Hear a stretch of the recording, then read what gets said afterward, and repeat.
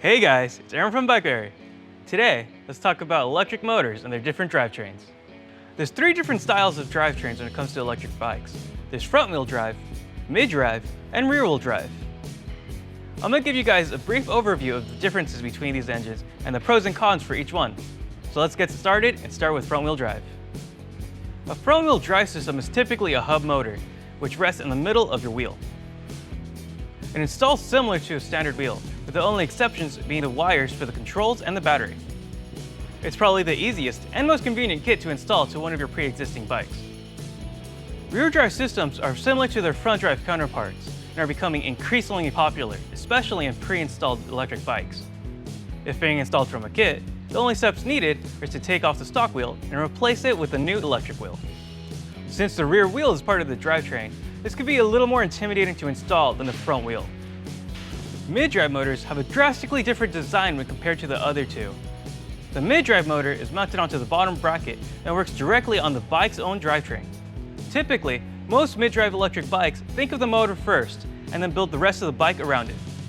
Now that we got a general overview out of the way, let's look into performance.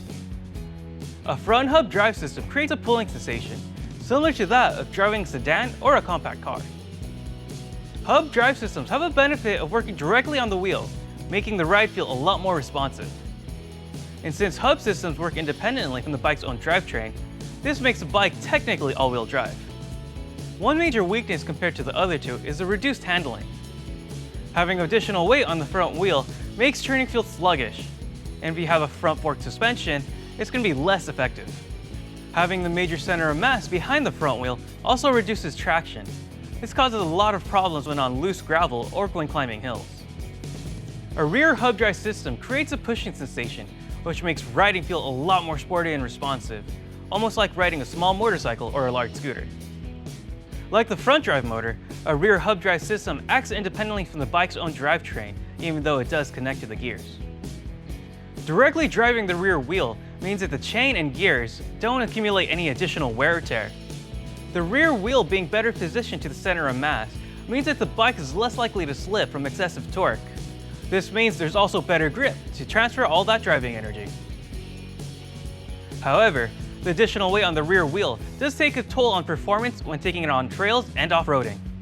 And similar to the front drive motor, this added weight will take its toll on any suspension you have on the rear wheel. Mid-drive motors give the closest feeling to riding a standard bike.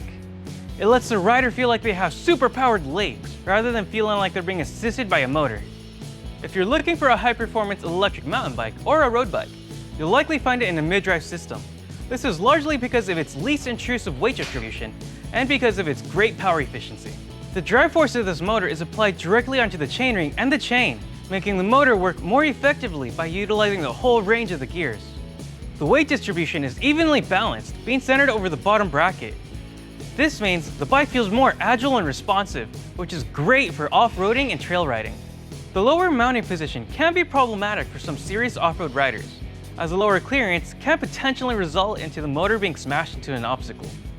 Since mid-drive motors directly drive the chain and chainring, this causes extra stress on the mechanical components.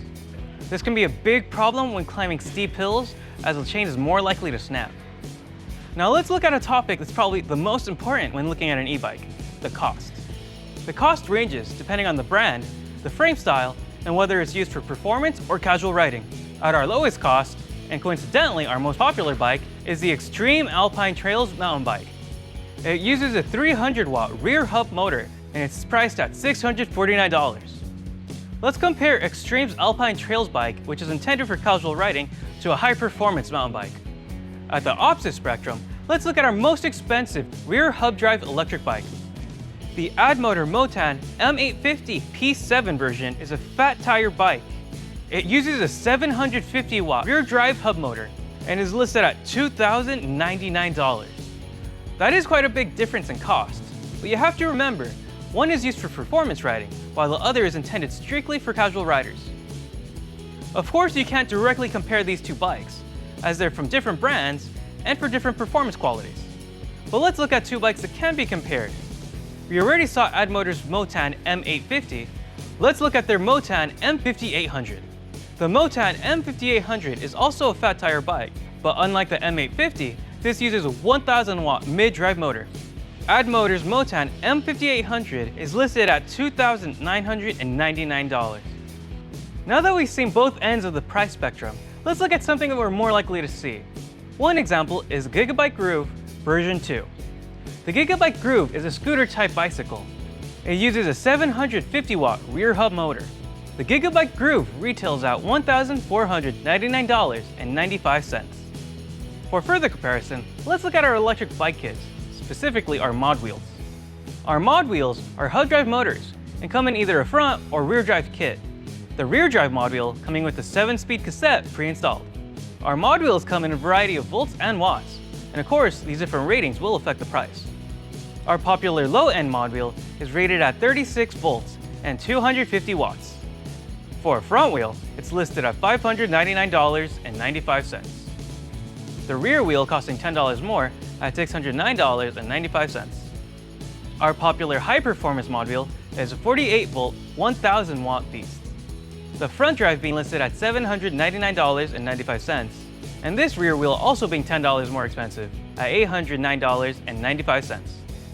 That covers just about everything you need to know about drivetrains on electric bikes.